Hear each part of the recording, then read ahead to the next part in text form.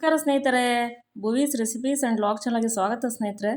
ಬನ್ನಿ, ಈ ದಿನ ನಾನು ಕಮ್ಮಿ ಪದಾರ್ಥ ಉಪಯೋಗಿಸ್ಕೊಂಡು ಒಂದು ಸಿಹಿ ತಿಂಡಿ ಮಾಡ್ತಾಯಿದ್ದೀನಿ. ಅದಕ್ಕೆ ಏನೇನು ಪದಾರ್ಥಗಳು ಬೇಕು ಅಂತ ಹೇಳ್ಬಿಟ್ಟು ನಿಮ್ಗೆ ತೋರಿಸ್ಕೊಡ್ತೀನಿ. ಬನ್ನಿ ಸ್ನೇಹಿತರೆ. ನೋಡಿ, ಇಲ್ಲಿ ಒಂದು 200 ಗ್ರಾಮು ಮೈದಾ ತೊಗೊಂಡಿದ್ದೀನಿ. ನಾನು ಜರಡಿಟ್ಟು ಇಟ್ಕೊಂಡಿದ್ದೀನಿ. 200 ಗ್ರಾಮ್ ಸಕ್ಕರೆ ತೊಗೊಂಡಿದ್ದೀನಿ. 200 ಗ್ರಾಮ್ ಮೈದಾ, 200 ಗ್ರಾಮ್ ಸಕ್ಕರೆ. ನೋಡಿದ್ರಲ್ವಾ?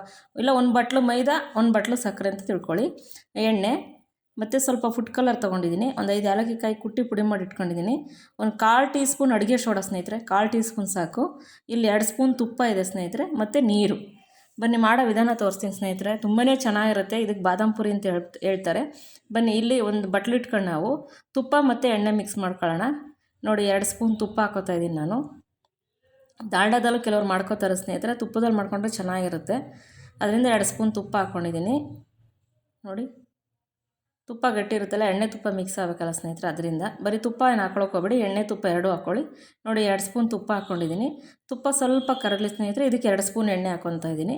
ನೋಡ್ಕೊಂಡು ಮಾಡ್ಕೊಳ್ಳಿ. ಕ್ವಾಂಟಿಟಿ ಕರೆಕ್ಟಾಗಿತ್ತು ಅಂದರೆ ಸ್ನೇಹಿತರೆ ತುಂಬಾ ಚೆನ್ನಾಗಿ ಬರುತ್ತೆ ಬಾದಾಮ್ ಪುರಿ. ಬೇಗನೆ ಮಾಡ್ಕೊಬೋದು ಸ್ನೇಹಿತರೆ, ಇದಕ್ಕೇನು ಜಾಸ್ತಿ ಸಮಯ ತೊಗೊಳ್ಳಲ್ಲ. ನೋಡಿ, ಈಗ ಒಂದು ಬಟ್ಲು ತೊಗೊಂಡು ನಾನು ಮೈದಾ ಹಾಕೋತಾ ಇದ್ದೀನಿ. ಒಂದು 200 ಗ್ರಾಮ್ ಮೈದಾ ಇದೆ. ನೀವು ಜಾಸ್ತಿ ಜನಕ್ಕೆ ಬೇಕಾದ್ರೆ ಜಾಸ್ತಿ ಕ್ವಾಂಟಿಟಿ ಹಾಕ್ಕೊಳ್ಳಿ. ಈ ಮೈದಕ್ಕೆ ಫುಡ್ ಕಲರು ಮತ್ತು ಒಂದು 1/4 ಟೀ ಸ್ಪೂನ್ ಅಡುಗೆ ಸೋಡಾ, 1/4 ಟೀ ಸ್ಪೂನ್ ಹಾಕ್ಕೊಳ್ಳಿ, ಜಾಸ್ತಿ ಹಾಕ್ಕೊಳಕ್ಕೆ ಹೋಗಬೇಡಿ. ಇದನ್ನು ಹಂಗೆ ಡ್ರೈ ಮಿಕ್ಸ್ ಮಾಡ್ಕೊಳ್ಳೋಣ ಸ್ನೇಹಿತರೆ. ಯಾಕೆಂದರೆ ಸೋಡಾ ಮೈದಾ ಹಿಟ್ಟಿಗೆಲ್ಲ ಹಿಡಿಬೇಕಲ್ವ, ಕಲರ್ ಮತ್ತು ಫುಡ್ ಕಲರು ಸೋಡಾ ಎಲ್ಲ ಹಿಡಿಬೇಕಲ್ಲ, ಹಾಗೆ ಡ್ರೈ ಮಿಕ್ಸ್ ಮಾಡ್ಕೊಳ್ಳೋಣ. ಡ್ರೈ ಮಿಕ್ಸ್ ಮಾಡ್ಕೊಂಡು ಇದಕ್ಕೆ ನಾವು ಎಣ್ಣೆ ಮತ್ತು ತುಪ್ಪ ಕರಗಿಸ್ಕೊಂಡಿದ್ವಲ್ಲ, ಅದನ್ನು ಹಾಕ್ಕೊತಾ ಇದ್ದೀನಿ. ನೋಡಿ, 2 ಸ್ಪೂನ್ ಎಣ್ಣೆ, 2 ಸ್ಪೂನ್ ತುಪ್ಪ. ಫಸ್ಟ್ ಸ್ವಲ್ಪ ಹಾಕ್ಕೊಂಡೆ, ಬಿಸಿ ಇತ್ತಲ್ಲ, ಅದರಿಂದ ಕೈ ಸುಡುತ್ತೆ. ನೀವು ಸ್ಪೂನಲ್ಲಿ ಇದು ಮಾಡ್ಕೊಳ್ಳಿ ಸ್ನೇಹಿತರೆ, ಕೈ ಇಡೋಕ್ಕೆ ಹೋಗಬೇಡಿ. ನೋಡಿ, ಇವಾಗ ಎಣ್ಣೆ ತುಪ್ಪ ಮತ್ತು ಮೈದಾ ಹಿಟ್ಟೆಲ್ಲ ಹಾಕಿ ಕಲಿಸ್ಕೊತಾ ಇದ್ದೀನಿ. ಇನ್ನು ನಾನು ನೀರು ಹಾಕಿಲ್ಲ ಸ್ನೇಹಿತರೆ. ನೋಡಿ, ಯಾವ ಥರ ಇರಬೇಕು ಗೊತ್ತಾ? ಒಂದು ಮುಷ್ಟಿಲಿ ಉಂಡೆ ಕಟ್ಟಿದ್ರೆ ಈ ಮೈದಾ ಹಿಟ್ಟೆಲ್ಲ ಕೈಗೆ ಸಿಗಬೇಕು ಗಟ್ಟಿಯಾಗಿ, ಆ ಥರ ಇರಬೇಕು ಬ್ಯಾಟರ್ ಇದು.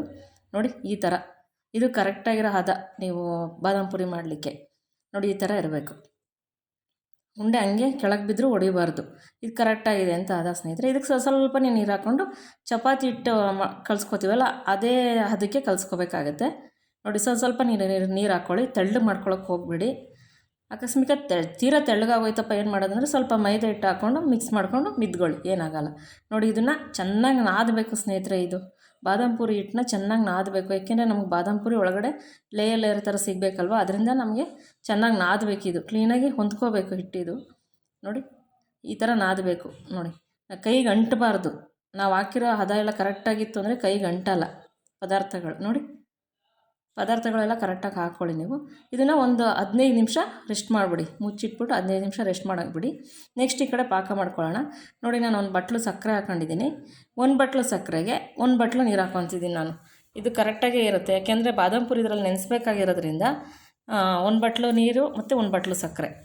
ಸಕ್ಕರೆ ಕರಗೋವರೆಗೂ ಸ್ವಲ್ಪ ಜೋರು ಉರಿ ಮಾಡ್ಕೊಳ್ಳಿ. ಸಕ್ಕರೆ ಕರಗಿದ್ಮೇಲೆ ಮೀಡಿಯಮ್ ಉರಿ ಮಾಡ್ಕೊಳ್ಳೋಣ.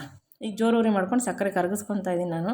ತುಂಬಾ ಚೆನ್ನಾಗಿರುತ್ತೆ ಸ್ನೇಹಿತರೆ. ಇದು ತಿನ್ನೋಕ್ಕೆ ಮಿನಿಮಮ್ 1 ವಾರ ನೀಟಾಗಿ ಇಟ್ಕೊಂಡು ತಿನ್ಬೋದು ಸ್ನೇಹಿತರೆ. ಇದನ್ನು ಒಂದು ಬಾಕ್ಸ್ಗೆ ಹಾಕ್ಕೊಂಡು ಇಟ್ಕೊಂಡು ತಿನ್ಬೋದು.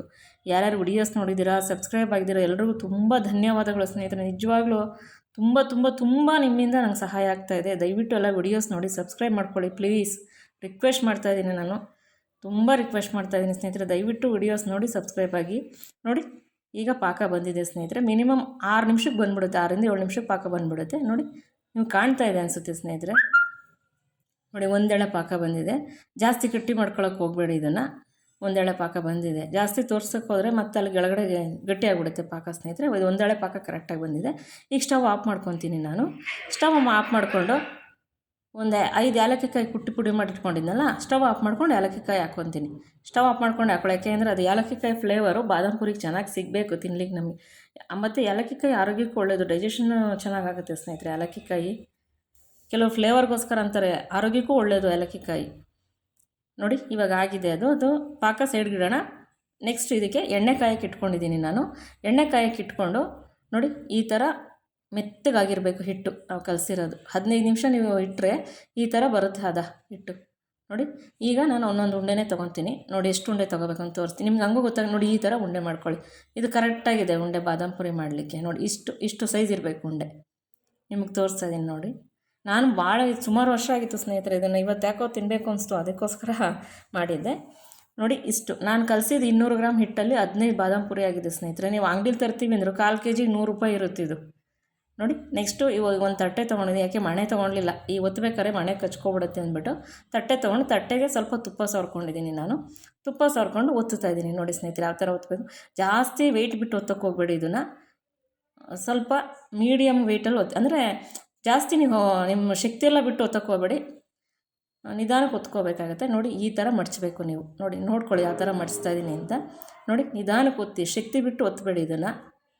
ನೋಡಿ ಮತ್ತು ಇದು ಒತ್ತಿದ ಹಿಟ್ಟು ಬಾದಾಮ್ ಪೂರಿ ದಪ್ಪ ಇರಬೇಕು, ತೆಳ್ಳಗೆ ಮಾಡ್ಕೊಳಕ್ಕೆ ಹೋಗಬೇಡಿ. ಪೂರಿ ಥರ ತೆಳ್ಳಗೆ ಬರಬಾರ್ದು, ಇದು ದಪ್ಪನೇ ಇರಬೇಕು. ನೋಡಿ ಇಷ್ಟು ದಪ್ಪ ಇರಬೇಕಾಗತ್ತೆ. ಇನ್ನೂ ದಪ್ಪ ಮಾಡ್ಕೊಂಡ್ರೆ ಒಳ್ಳೆಯದೇನೆ. ನಾನು ನಿಮಗೆ ತೋರ್ಸೋಕ್ಕೋಸ್ಕರ ಇಷ್ಟು ಮಾಡಿದ್ದೀನಿ. ಇನ್ನೂ ದಪ್ಪ ಮಾಡ್ಕೊಂಡ್ರೆ ಒಳ್ಳೆಯದೇನೆ. ಸಾಕು, ಇಷ್ಟು ಮಾಡಿಕೊಂಡ್ರೆ ನೀವು ಎಣ್ಣೆಲಿ ಕರಿಬೋದು, ನೀಟಾಗಿ ಕರಿಬೋದಾಗತ್ತೆ. ನೋಡಿ ನೆಕ್ಸ್ಟ್ ಇನ್ನೊಂದು ತೋರಿಸ್ತಾ ಇದ್ದೀನಿ. ನೋಡಿ ನೋಡಿ ನೋಡಿ ಈ ಥರ ಶಕ್ತಿ ಬಿಟ್ಟು ಒತ್ತಕ್ಕೆ ಹೋಗ್ಬಿಡಿ. ಸಾಕು, ಇಷ್ಟೇ ಸಾಕು ಸ್ನೇಹಿತರೆ. ನೋಡಿ ಇಷ್ಟು ಅಗಲನೇ ಇರಬೇಕಾಗುತ್ತೆ ಬಾದಾಮ್ ಪೂರಿ.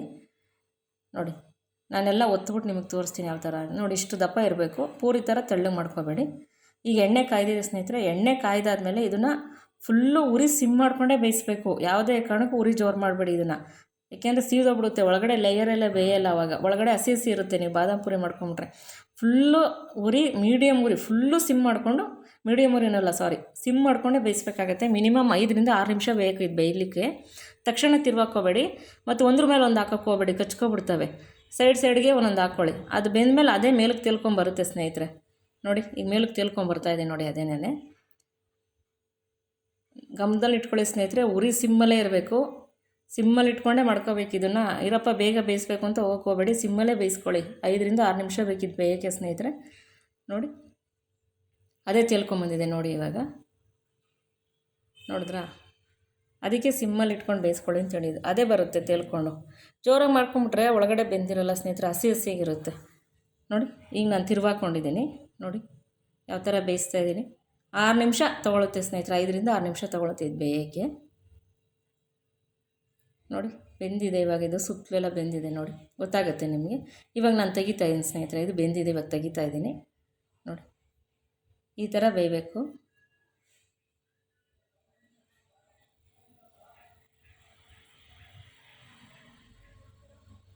ನೋಡಿ ಆಗಿದೆ ಇವಾಗ ಇದನ್ನು ನೆಕ್ಸ್ಟು ನಾವು ಪಾಕದಲ್ಲಿ ಹಾಕಬೇಕು. ಪಾಕ ಯಾವಾಗಲೂ ಉಗುರು ಬೆಚ್ಚಲ್ಲಿ ಇರಬೇಕು. ಪಾಕ ಜಾಸ್ತಿ ಗಟ್ಟಿ ಪಾಕ ಮಾಡ್ಕೊಳಕ್ಕೆ ಹೋಗಬೇಡಿ, ಉಗುರು ಬೆಚ್ಚಲ್ಲಿ ಇರಲಿ ಪಾಕ. ನೋಡಿ ಇವಾಗ ಇದು ಪಾಕಕ್ಕೆ ಹಾಕ್ಬಿಟ್ಟು ನೆಕ್ಸ್ಟ್ ಬೇಯೋ ಗಂಟ ಪಾಕದಲ್ಲಿ ಬಿಡೋಣ ಇದನ್ನು ನಾವು. ನೋಡಿ ಸ್ನೇಹಿತರೆ, ಇದು ಎಷ್ಟು ಚೆನ್ನಾಗಿ ರೆಡಿ ಆಗುತ್ತೆ ಅಂದರೆ, ಒಂದು 6 ನಿಮಿಷ ನೆನೆಸ್ಬಿಡಿ. ಆ ಕಡೆ ಒಂದು 3 ನಿಮಿಷ ತಿರುವಾಕ್ಬಿಟ್ಟು ಒಂದು 3 ನಿಮಿಷ 6 ನಿಮಿಷ ನೆನೆಸಿ ಸ್ನೇಹಿತರೆ ಸಾಕು. ತುಂಬಾ ಚೆನ್ನಾಗಿರುತ್ತೆ ಇದು. ಪಾಕ ಎಲ್ಲ ಚೆನ್ನಾಗಿ ಹೀರ್ಕೊಳ್ಳುತ್ತೆ ನೀವು ಬಿಸಿಲು ಹಾಕಿದ್ರಿಂದ. ನೋಡಿ ಇವಾಗ ಇದು 6 ನಿಮಿಷ ಆಗಿದೆ ಸ್ನೇಹಿತರೆ. ಇದು ನಾನು ತೆಗಿತೀನಿ ಇವಾಗ. ನೋಡಿ ಒಂದು ಕಡೆ 3 ನಿಮಿಷ, ಒಂದು ಕಡೆ 3 ನಿಮಿಷ, 6 ನಿಮಿಷ ನೆನೆಸಿ ಸ್ನೇಹಿತರೆ ಸಾಕು. ಏನಾರು ಮಿಸ್ಟೇಕ್ ಇದ್ದರೆ ದಯವಿಟ್ಟು ಕ್ಷಮಿಸಿ. ಏನಾರು ಮಿಸ್ಟೇಕ್ ಇದ್ದರೆ ಹೇಳಿ, ಈ ಥರ ತಿದ್ಕೊಳ್ಳಿ ಅಂತ ತಿದ್ಕೊತೀನಿ ಸ್ನೇಹಿತರೆ. ನೋಡಿ ಇವಾಗ ಇದು ರೆಡಿಯಾಗಿದೆ ಸ್ನೇಹಿತರೆ. ಬಾದಾಮ್ ಪೂರಿ ತುಂಬಾ ಚೆನ್ನಾಗಿತ್ತು, ತುಂಬಾ ಟೇಸ್ಟಿಯಾಗಿತ್ತು. ನಾನು ಸಾರಿ ಸ್ನೇಹಿತರೆ, ಆವಾಗಲೇ ಬಾದಾಮ್ ಕಟ್ ಮಾಡಿ ಇಟ್ಕೊಂಡಿದ್ದೆ, ಅದನ್ನು ತೋರ್ಸೋಕ್ಕೆ ಮರ್ತುಬಿಟ್ಟೆ, ಸಾರಿ ಸ್ನೇಹಿತರೆ. ಅದನ್ನು ಇವಾಗ ರೆಡಿ ಆದಮೇಲೆ ಇದಕ್ಕೆ ನಾನು ಮೇಲ್ಗಡೆ ಕಟ್ ಮಾಡಿರೋ ಬಾದಾಮಿ ಹಾಕ್ಕೊತಾ ಇದ್ದೀನಿ.